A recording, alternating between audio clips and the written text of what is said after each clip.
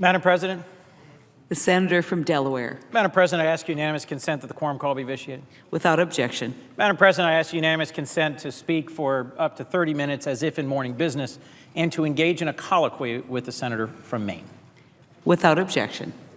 Madam President, I come to the floor again today to talk about good jobs and how we can work together in a responsible and bipartisan way to create the kind of high-quality, lasting middle-class jobs that all of us here from our home states, they want us to work together to produce for America today and America tomorrow. And as someone who worked for 8 years for a manufacturing company in the private sector before going into public service, I can tell you, we can win in manufacturing. We can learn from our competitors. We can strengthen our workforce. We can strengthen our access to foreign markets. We can strengthen our access to credit. All of these we can do, and we can compete and win in advanced manufacturing in the United States. One of the things about my own experience in the private sector that has really stayed with me is that more of our manufacturing employment was in Germany than any other single country. And that often seems unlikely, given that Germany actually has higher labor costs, labor protections, environmental protections, and in many ways higher costs of doing business than almost any other advanced country. So how is it possible that they are so successful? In fact, more than twice the percentage of their GDP is in manufacturing than is the case in the United States. Why would we fight for manufacturing jobs? Why would we fight to emulate Germany's example? Because manufacturing jobs are great jobs. As you know, Madam President, as our colleague from Maine knows well, manufacturing jobs are high skill, high wage, high benefit, and have a high positive impact on their surrounding community. But they also need something. They need ongoing R&D. They need cutting-edge research. They need continuous improvement and innovation in order to remain at the cutting edge of productivity. So what we're going to talk about here on the floor today is a bill that learns from the lessons of our most successful European competitor, Germany, where they have more than 60 manufacturing hubs located all over Germany. And these manufacturing hubs are places where universities doing cutting-edge technical research, companies beginning to deploy these new technologies in manufacturing, and the workforce that needs to acquire the skills to be successful in these new areas of manufacturing all work in coordination.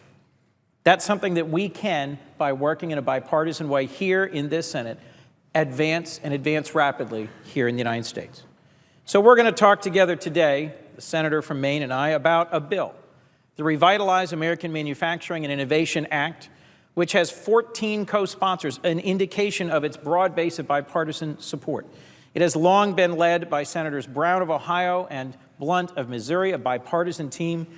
And they've added to that great initial leadership team, Senator Stabenow, Senator Levin, Senator Reed, Senator Schumer, all Democrats, and Senator Graham, Senator Kirk, Senator Collins, Senator Wicker, Senator Bozeman, all Republicans, and most recently, our wonderful colleague, Senator Angus King of Maine, an independent.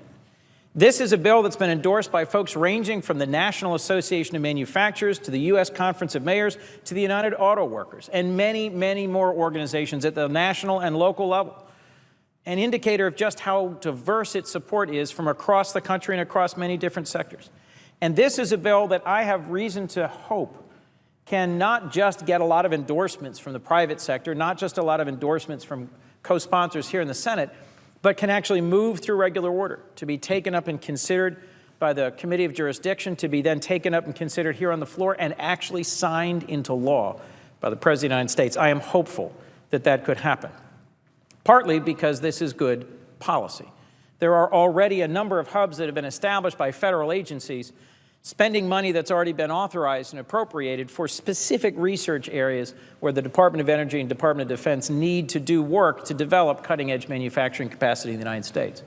But I think if this law gets taken up on a bipartisan basis, improved, refined, debated in committee and here on the floor, we actually have a shot at advancing a process that will be wide open, that will allow elements of the federal government in partnership with the private sector, leveraging cutting-edge research to deploy whole new technologies across this country. I'm excited by it, and I know my colleague is as well. Let me briefly introduce why Senator King is a great colleague to join all of us who have served as sponsors on this bill. He's previously worked in the private sector in clean energy. He's previously served as the governor of the state of Maine and has worked closely with the University of Maine, and so has a sense of how publicly funded research at a cutting-edge university investment in workforce skills, and the deployment of new and innovative technologies in clean energy can work together to grow manufacturing, to grow job opportunities, and to grow an economy. So I'd like to invite my colleague now, if he would, to address his experience in Maine and why he's joined this broad group of co-sponsors on this promising bipartisan manufacturing bill. I'd like to thank my colleague from Delaware for his leadership on this issue. He's really been indefatigable. I wasn't sure I could get that out. He's been really strong on this issue. It is, I think, one of the most important issues that faces us. Before I begin my remarks, Madam President, I'd ask unanimous consent that Braylon Cathy, a fellow in my office, be granted floor privileges for the remainder of the Congress. Without objection. Thank you. I'm not an economist. I'm a country lawyer from Maine, but one of the things I know about any economy is you can't build an economy by taking in each other's laundry. Somebody somewhere has to make something. That's the basis of wealth creation. And somehow in the 80s and 90s and the early part of this century, we sort of lost sight of that, and manufacturing took an enormous hit. An enormous hit. We lost 32% of our manufacturing jobs in the decade from 2000 to 2010. We lost 42,000 factories, not people, 42,000 factories. So manufacturing was literally withering away in this country. And I think a lot of people sort of wrung their hands and said, oh, well, I guess that's just the way of the world. It's all going to Asia, it's going to China, it's going to Mexico, it's going to low-wage countries, and that's just the way it works. The problem is, as my colleague from Delaware pointed out, Germany has gone in the opposite direction. And they're a country that has the same standard of living, the same labor standards, the same employment cost levels, and yet 20% of their economy is based upon manufacturing, whereas it's only 10 or 11% here in this country. So that tells me it's not impossible. It tells me that there is an opportunity here and that we can't just lie back and say, well, I guess that's going to go, woe is us. That's never the way to seize the future. Why do it? Senator from Delaware has pointed out, better pay. In Maine, looking at the data, employees in manufacturing make twice as much on average as employees in other areas. Twice as much. Tremendous difference in pay. Of course, better differences in benefits. Also, there's a bigger multiplier for manufacturing. Manufacturing creates more jobs down the line and around a manufacturing facility. It's also better, and I think this is important, for national security. We are in danger of losing our industrial base, which is part of our national security infrastructure. If we can no longer make things, whether it's destroyers at Bath Iron Works or jet airplanes or uniforms or boots or other things that are necessary to support our national security apparatus, we're in trouble. That's a danger to our country. That's a national security danger, because if we're dependent upon other countries who may or may not be our friends for essential components of our national security infrastructure, that's a very dangerous and risky place to be. So that's not often talked about, but the maintenance of manufacturing jobs in the United States is a critical part of our industrial base and a part of our national security strategy. Manufacturing does more exporting. It brings money into our country. In Maine, 83% of the exports from Maine come out of the manufacturing sector. And that's bringing money into our country rather than sending it out to other countries. Also, I think it's very important, Madam President, to remember that this is a way of dealing with what I think is one of the most serious issues of our time, which is income inequality. It's the widening gap between those at the top and those at the bottom, and what's really a concern is the stagnation and, in fact, the decline of the American middle class. Manufacturing was the path into the middle class for our parents and grandparents.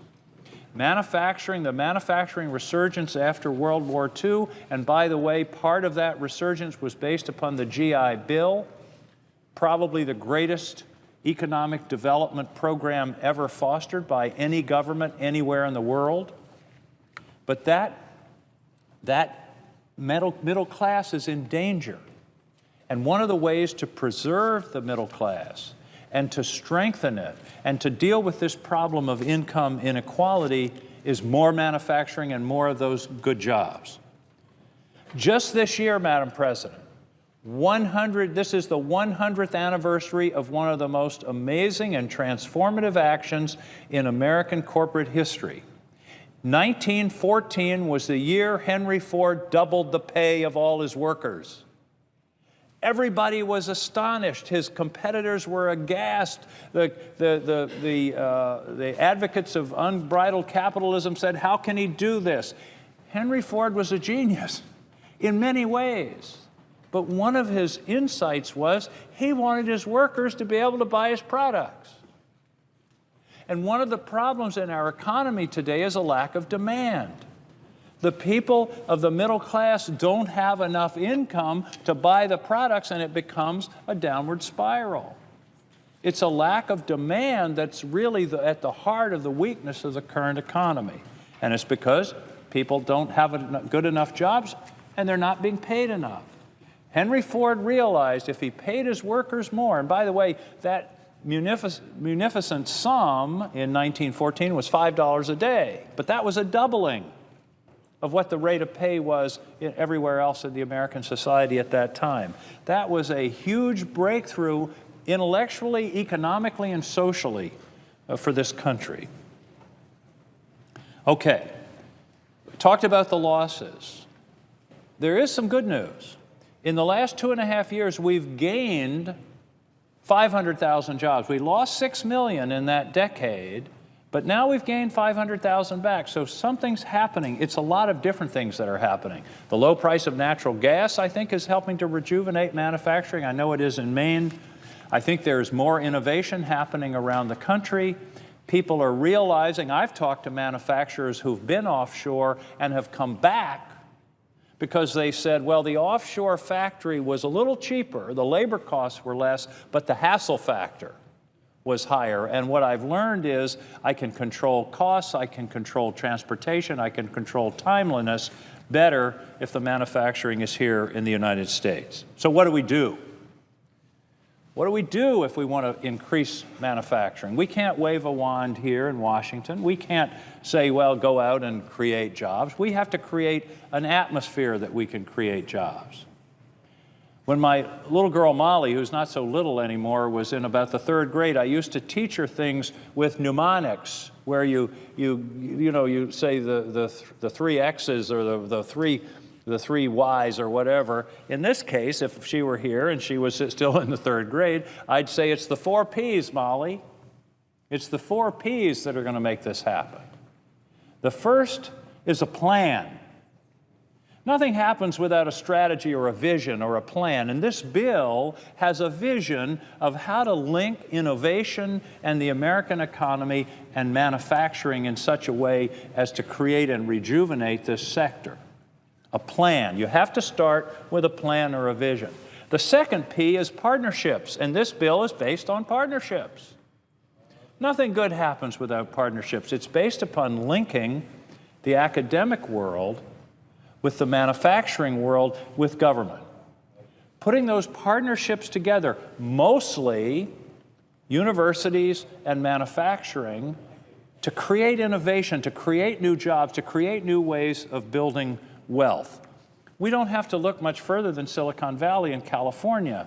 That is a perfect example of a natural-born innovation hub built around several knowledge factories. Stanford University, University of California, University of San Francisco. Knowledge factories together with manufacturers created one of the greatest hotbed, probably the greatest hotbed of innovation, creativity, and new wealth creation in the history of this country and perhaps in the history of the world.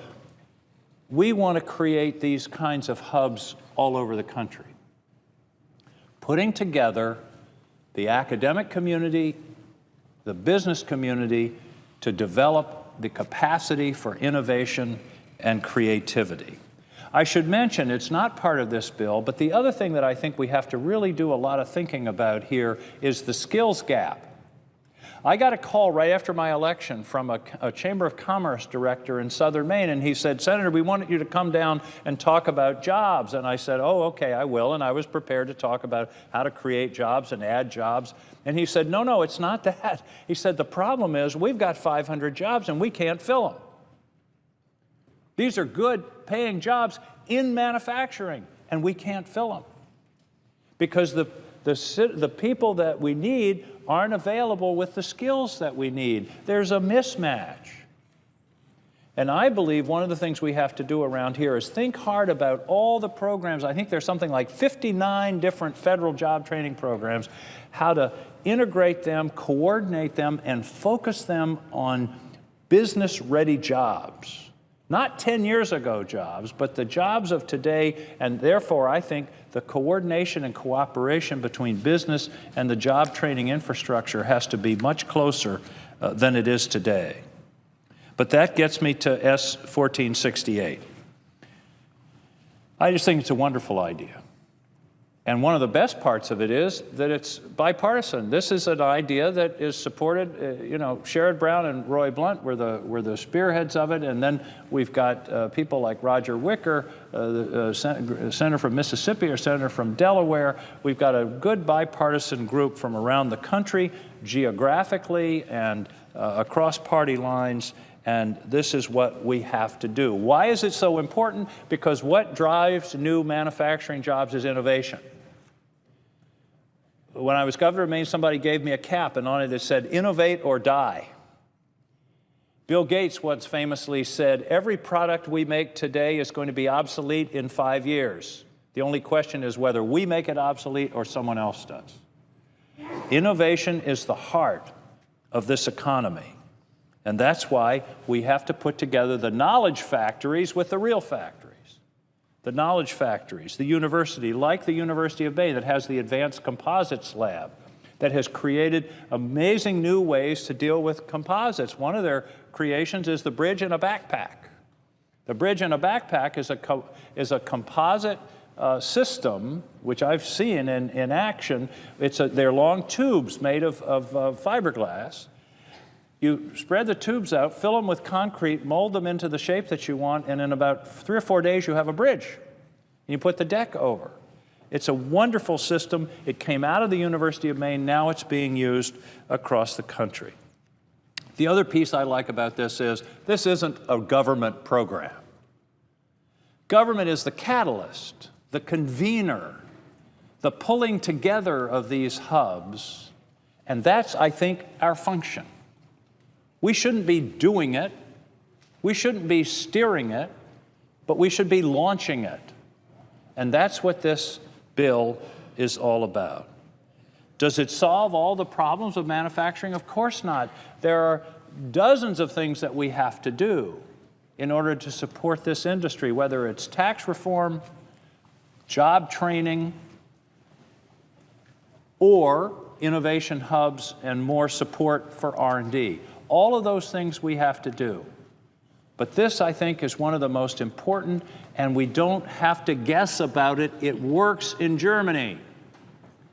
They have twice the role for manufacturing in their economy as we do.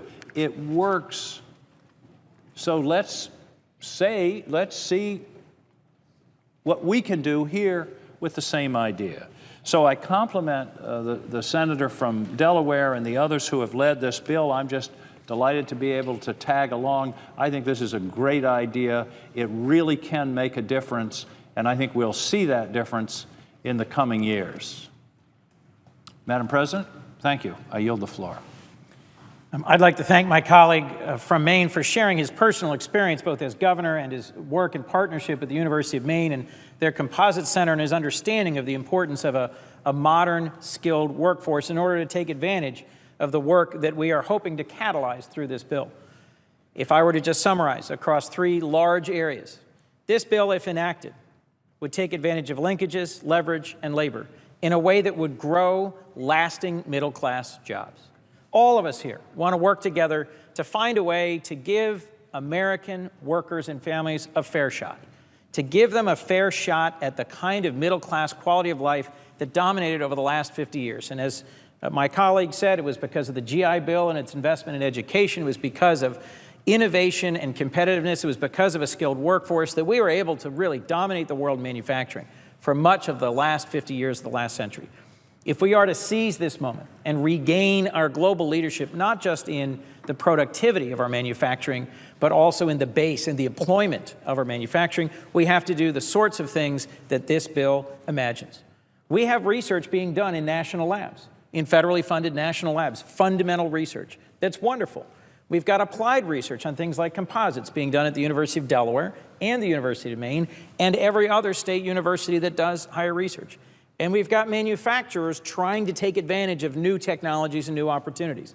The main thing this bill would do is to link them all together, to create regional hubs that allow the researchers, the private sector, and the new employees to all come together. It also, as my colleague mentioned, leverages private sector funds. Every one of the 4 hubs announced to date is a more than 1-to-1 match, 2 or 4, or in one case 8-to-1 match of private sector dollars to public sector dollars. And last, it invests heavily in training and in skills and in making sure that the workforce is ready as these new technologies get out there. I'd like to describe the reach of some of these linkages and partnerships for a moment, but I'll yield back to my colleague from Maine for a moment, if I might. Let me just take a second and take a walking tour, if I could, of the 4 hubs that have been finalized so far. For example, the one in Youngstown, Ohio, which deals with 3D manufacturing. This is a new, relatively new, cutting-edge technology that radically alters the scale of early-stage manufacturing. What is possible in terms of prototyping, and then I think fairly soon what is possible in terms of customized unit-by-unit manufacturing. It has enormous promise. But if we're going to stay competitive globally in manufacturing, when there's something new invented in the United States, we have to also make sure it's made in the United States. And so this is the sort of hub that makes that possible. There's 4 hubs, and I'll mention them briefly, the one in Ohio, the one in Raleigh, North Carolina, the one in Detroit, the one in Chicago. But they don't just engage the universities and the workforce and the companies right in that immediate community. They benefit from national networks. So, for example, General Dynamics and Honeywell are 2 of the very large national footprint firms partnering with the Youngstown hub. Universities from Arizona State to Florida State are collaborating in the wide bandgap semiconductor work in Raleigh, North Carolina. Researchers from the University of Kentucky, University of Tennessee, Notre Dame, and Ohio State are partners with the hub that's in Detroit. And there are researchers from Boulder, Indiana, Notre Dame, Louisville, Iowa, Nebraska, UT Austin, and Wisconsin who are partnering with the hub in Chicago. So what are these hubs? Are they just some diffuse academic team that shares names and a little bit of data with each other? No, if there were, for example, to be a hub in Maine on composites, you'd find researchers at the University of Delaware who've done great work in composites and companies doing work in composites partnering with the fundamental research being done, let's say hypothetically, at the University of Maine, and learning about how to deploy that new technology in ways that would benefit the local workforce and local manufacturers. That's why there's so much leverage coming out of these linkages. That's why these hubs have been so generative, so powerful in Germany's experience. It is a way to harness our federal investment in research by the national labs and by state universities with the energy of the private sector and the capacity of our manufacturers to relentlessly innovate. We have a very broad menu of bipartisan manufacturing bills that have been taken up and discussed in this chamber. This one, this Manufacturing Hubs bill, has some of the broadest support and I think some of the best reasons for it to be considered in committee and taken up on this floor later this spring, and it is my real hope that our colleagues will join us in doing so. Let me yield back to my colleague from Maine. Well, I like the senator's suggestion that a hub in Maine involving composites. Could we just write that in the bill? I wouldn't object to that amendment. There's a footnote that says in Delaware. Thank you.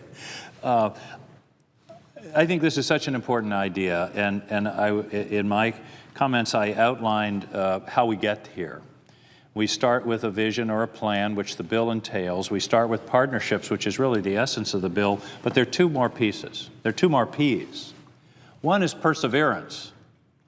Any member of this body knows about perseverance. That's what this place is all about. We have to stick to it. We have to not take no for an answer. We have to listen to our colleagues. We have to find out how they feel about the bill, try to form a consensus, and then move this bill through.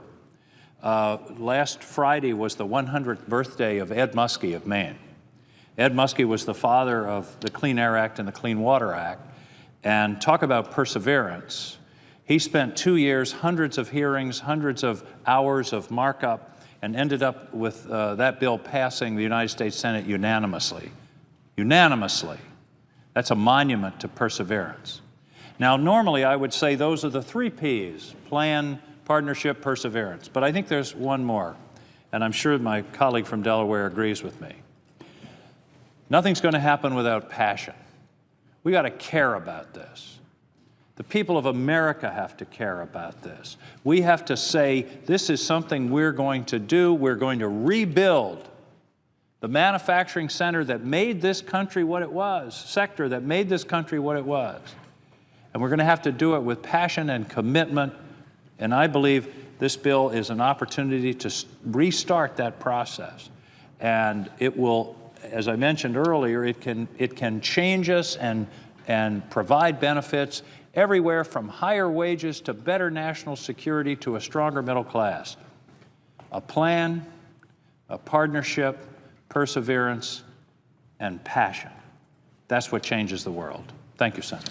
Well, I'd like to thank my colleague for joining me in this colloquy on manufacturing, both broadly and more specifically on this bill. I'm grateful for the leadership that Senator Stabenow and Senator Graham, as the co-chairs of the Senate Manufacturing Caucus, have shown. And on this particular bill, the passion and the perseverance that Senators Brown and Blunt have shown in bringing this great idea into legislative form and in advancing it. There are so many other bills that we can and should take up that will bring strength and vitality to the American manufacturing sector. But it is my real hope that S. 1468, the Revitalize American Manufacturing and Innovation Act, will be the next in a series of important bipartisan manufacturing bills that we will take up to make sure that we're doing our job to help grow high-quality American jobs. With that, Madam President, I yield the floor.